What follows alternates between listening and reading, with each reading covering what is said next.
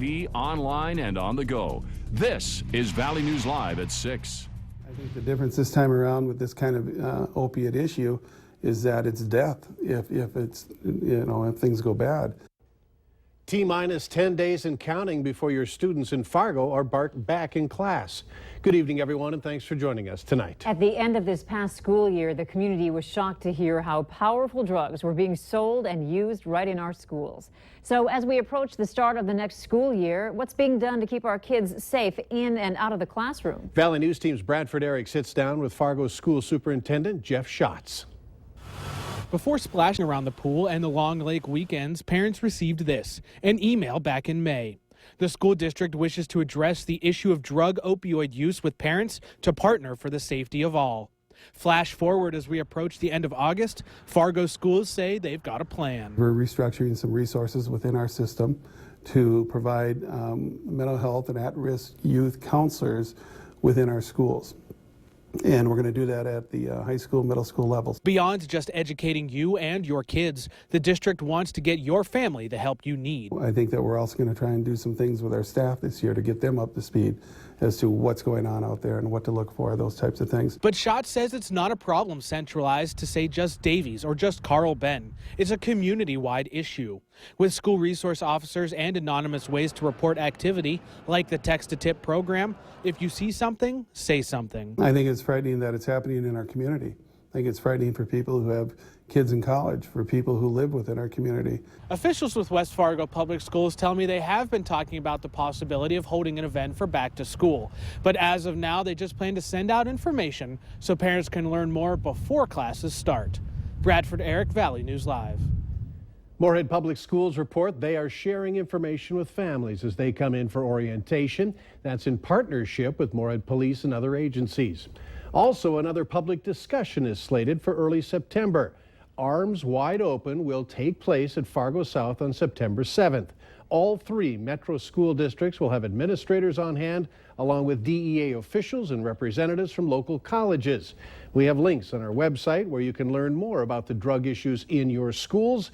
Just visit this story at valleynewslive.com.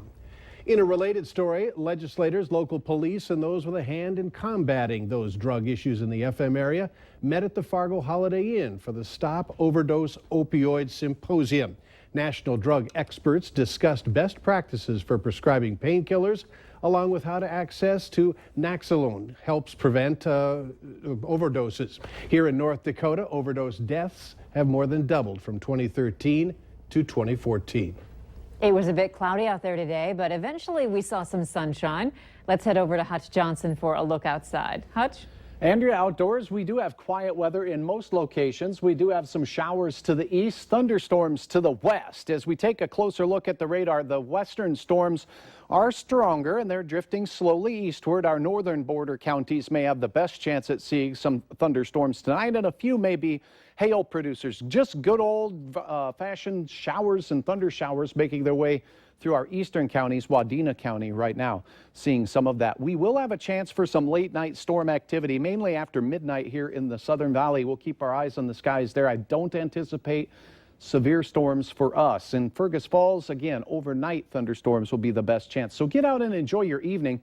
We have some summer-like weather in the forecast, some more strong storms to talk about, and for those who are getting tired of the heat and humidity, some refreshing air is heading our way. Details on all of that in a few moments. Okay, thanks, Hutch. You bet. A Bemidji man is in the hospital after he was attacked with a hatchet. Police in Cass County, Minnesota say it happened near the Oak Point area of Leech Lake. Officers launched a search for the attacker, but that person was nowhere to be found. The victim's name or condition has not been released yet. Fargo police are notifying the community about a registered sex offender who's moving to the NDSU neighborhood. 22-year-old Timothy Bullinger is now living at 734 College Street North in Fargo. He is 5 feet 8 inches tall with hazel eyes and blonde hair. Bullinger was convicted of gross sexual imposition back in 2014 for having sex with a 14-year-old girl he knew. Coming up tonight on Valley News Live 10 at 10, we're going to talk to Bullinger and his landlord. Hear what they have to say about moving to a college neighborhood. Fargo police are still looking for the person or people who crashed a stolen car into a Fargo apartment building late last night. It happened at the 700 block of 21st Street South, and police suspect kids did it. Witnesses say some teenagers had been in the truck and ran away after the crash. If you know anything, give Fargo police a call. Fargo police are also looking for the driver of this pickup. They think this is the truck that drove off with a boat and trailer in South Fargo. It was last seen in the 800 block of Page Drive on July 22nd. It's a gray Dodge Ram half-ton pickup with a black stripe down the middle. And the boat is a gray 14-foot Lund vintage aluminum boat with a red stripe on the side and a white motor. The registration number is ND247DX. New school year, new concerns. That's what neighbors who live near the just finished Eagle Elementary School are saying about neighbors worrying issues with traffic weren't thought out before adding on to the existing school. And even worse, they believe if problems do arise, more issues will come from trying to fix the problems. Now that it's built and they do receive some feedback, they do decide to make some changes.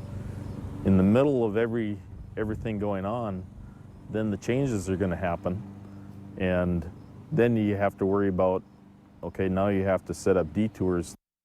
Fargo Superintendent Jeff Schatz says the school was well thought out in regards to picking up and dropping off kids, so he doesn't anticipate any neighbors of the school will face any problems. Driving in Fargo or Moorhead can be frustrating with all the construction this time of year. No matter where you turn, you can expect to see lanes reduced and construction workers. Valley News Team's Ashley Bishop found out where all the big projects stand and when you can expect the orange cones to disappear. We're at this point in the construction season where many people just want to see this go away. According to the City of Fargo traffic engineer, the 13th Avenue project is right on schedule, which means drivers will only have to endure a few more months. Currently, lanes are switching sides and work is finishing. The project is expected to be completed by the end of October. Now, just down the interstate and over the river in Moorhead, the 8th Street and I-94 project is not on time. Right now, based on the latest schedules that we have, we're roughly 3 weeks behind schedule. Morkey says they have combined some of the stages to make up for being behind. MnDOT originally intended to reopen the whole street altogether, but because of being behind and school starting, they plan to start opening parts of the road as soon as they can. Prior to Labor Day, we're looking at reopening 8th Street to north and south traffic, or Highway 75 to north and south traffic. And then we'll work on get the ramps open as quickly as the work is completed on them. And for the ramps, we're looking at early to mid-September right now. But what has caused the project to be behind? Morkey says some of the blame goes to the weather. Well, I don't have all the details on it, but the bottom line is that the work has taken longer than we had anticipated initially. I mean, it's taken longer to do some of the work out there. Just down 8th Street in downtown Moorhead, the project that includes Main and Center Avenue is on time, according to the Moorhead Assistant City Engineer. The city says they expect to finish by their completion date of early November. Ashley Bishop, Valley News Live. Today in Moorhead, the west side of 30th Avenue and 8th Street intersection closed and is expected to be closed until August 25th. And remember to wake up to Valley today, where we have the latest traffic updates for your morning commute. It's a back to school Monday, and after getting the backpacks and notebooks, many kids will need some new technology to help make their classes easier. Stores like Best Buy have deals on computers, TVs, and mini fridges for students headed back to the classroom. Store experts say before you buy, their consultants help by asking questions like what school you're going to and what classes you're taking, instead of simply pushing the newest devices. Some of them record lectures while you're using them, which is helpful for college students looking to succeed in class. Many swimming pools in the metro have shut down for the summer, at least closed to two-legged swimmers. What's happening here later on Valley News Live at 6. And we have very warm temperatures in the western Dakotas while it's in the 60s in Lakes Country. We'll have details on what you can expect in your hour-by-hour forecast coming up right after this.